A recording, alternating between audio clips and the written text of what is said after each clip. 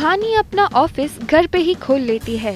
वो स्टाफ को अपने घर पे बुलाती है और वो खुद के कंपनी के प्रोडक्ट्स भी टेस्ट करती है, ये जानने के लिए कि ये प्रोडक्ट्स क्यों बिक नहीं रहे। सौम्या की भाभी राखी अपने ढोंग से पूरे परिवार वालों को उल्लू बनाती है। वो कहती है कि उसकी शादी यही घर में होनी चाहिए और शादी के बाद भी उसे यही घर में रहना चाहिए। सौम्या सुहानी को फोन करके पूछती है कि वो इसका हल कैसे निकाले। सुहानी सौम्या से कहती है कि उसे पहले पता करना पड़ेगा कि राखी ढोंग कर रही है या नहीं। आगे के एपिसोड्स में हम ये देखेंगे कि सुहानी एक प्रोडक्ट एक्सपर्ट को बुलाएगी अपने कंपनी के प्रोडक्ट्स चेक करने के लिए। मोहब्बतें में हम देखते हैं कि रमन हॉस्पिटल जाता है आदि की रिपोर्ट्स दिखाने और डॉक्टर उन्हें बोलती है कि रिपोर्ट्स बहुत ही अच्छी आई है और आदि को काउंसलिंग की कोई जरूरत नहीं है। कुछ आवाजें आती हैं तो रमन डॉक्टर को चौंक के देखता है और डॉक्टर उसे बताती है कि नेक्स्ट रूम में एक मेंटली डिस्टर्ब पेशेंट है जो वायलेंट हो जाता है। दूसरी तरफ सुब्बू को उसकी डॉक्टर उसकी न्यू वाइफ को सच बताने के लिए बोलती है, वरना उसकी मैरिड लाइफ पे असर होगा। अगली और रमन डॉक्टर को थैंक्स बोलता है और रूम से निकलता है। वो कॉल पे बात कर रहा होता है, तभी ही वो सुब्बू को नेक्स्ट रूम से निकलते हुए देखता है और उसे शक हो जाता है कि कहीं डॉक्टर सुब्बू की बात तो नहीं कर रही थी। रमन और सुब्बू बात कर रहे होते हैं और सुब्बू उससे झूठ बोलता है कि वो उसके एक दोस्त के साथ आया है। दूसरी तरफ घर पे सब मौज मस्ती कर रहे होते हैं और डिसाइड करते हैं कि एंगेजमेंट पार्टी में रेट्रो थीम रखेंगे। रमन को पता चलता है कि उसके कजिन्स बाहर गए हुए हैं। वो खुश हो जाता है ये सोच के कि वो और इशिता अकेले कुछ वक्त बिता सकेंगे। रमन अपने रूम में गंदी बदबू फैला देता है ताकि राज और सिमरन वापस न आ सके। दूसरी तरफ मिहिका एसीपी अभिषेक से मिलती है। घर पे इशिता कमरे की सफाई करना चालू कर देती है क्योंकि बहुत बदबू आ रही होती है और पूरे रूम को कैंडल्स फ्लावर्स से सजा देती है।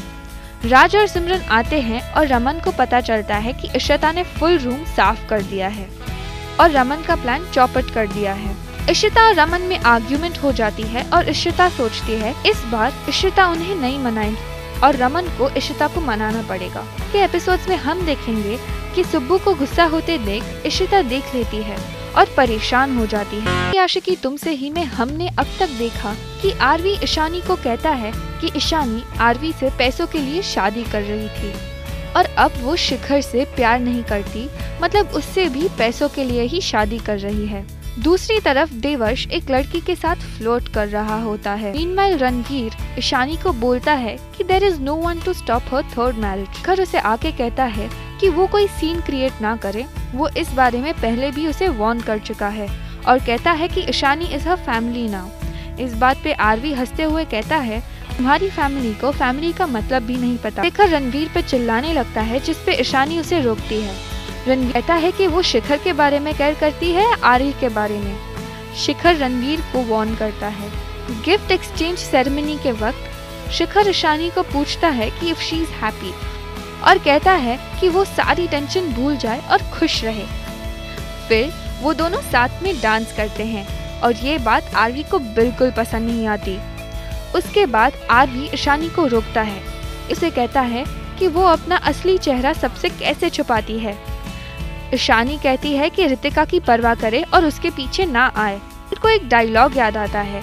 वो कहता है कि माँ कहती है ईशानी को छोड़ो, ईशानी कहती है उसकी यादों को छोड़ो, रितिका कहती है कि ड्रामा छोड़ो और मैं ईशानी से कहता हूँ कि शिखर को छोड़ो। फिर कहता है कि ईशानी उसके लाइफ का सबसे बड़ा और बुरा एक्सपीरियंस रहा है। उसके बाद शिखर वहाँ आता है और वो ईशानी को हंसाने की कोशिश करता है।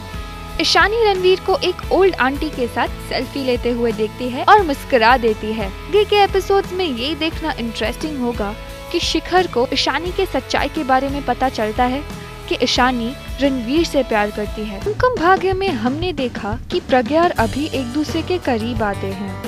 अभी प्रज्ञा से पूछता है कि प्रज्ञा ने उसे झूठ बोला था कि प्रज्ञा उससे प्यार नहीं करती। प्रज्ञा ये बात एक्सेप्ट नहीं करती और वो अभी को कहती है कि तनु प्रेगनेंसी टेस्ट करवाने के लिए रेडी हो गई है। अभी प्रज्ञा से रिक्वेस्ट करता है कि प्रज्ञा अपने ड्रामा के लिए दादी का दिल ना दुखाए और वहाँ से चला जाता है। दूसरे दिन सुबह फिर से दादी और प्रज्ञा के बीच कुछ अनबन होती है। अभी प्रज्ञा को एक बार फिर से वार्न करता है कि वो दादी के साथ इस तरह से बिहेव ना करे और तमीज से पेश आए। अभी प्रज्ञा और तन्नू प्रेगनेंसी टेस्ट के लिए जाते हैं। अभी तन्नू को अपने किसी फ्रेंड के क्लिनिक ले जाता है जहां तन्नू कुछ गलत काम ना कर सके। तन्नू ये सुनकर घबरा जाती है और प्रज्ञा को तन्नू पे शक होता है, पर तन्नू उसे कोई अच्छा रीजन दे देती है। आगे के एपिसोड्स में ये देखना मजेदार होगा कि क्या वाकई तन्नू प्रेग्नेंट है, और अगर है तो क्या वो बच्चा अभी का है या नहीं। लगता है करिश्मा तन्ना और उपेन पटेल की कंट्रोवर्सी कम नहीं हो रही है। पहले उन्हें फेक कपल बुलाया जा रहा था और अब उन्हें टैंट्रम कपल का टाइटल दिया गया है। सुनने में आया है कि उपेन और करिश्मा अपने खुद के दुनिया और कंफर्ट जोन में रहना चाहते हैं। काफी बार वो बहुत मूडी होते हैं और अपने टाइम पे काम करना चाहते हैं। सोर्सेज से ये भी पता चला है कि उपेन ने एक प्रोडक्शन क्रू मेंबर के साथ अच्छी तरह से बात नहीं की, जिसके वजह से उसने अपना जॉब क्विट कर दिया। दूसरी तरफ Karishma was too sleepy to do a task for daily Panchnama. Upen भी करिश्मा के साथ रहे, जिसका रिजल्ट था कि कपल को डिस्क्वालीफाई कर दिया था उस टास्क से। ये देखना इंटरेस्टिंग होगा कि जज चेतन भगत इन दोनों के ऐसे बिहेवियर पर कैसे रिएक्ट करेंगे। For more information and updates please subscribe to Tele Talk India.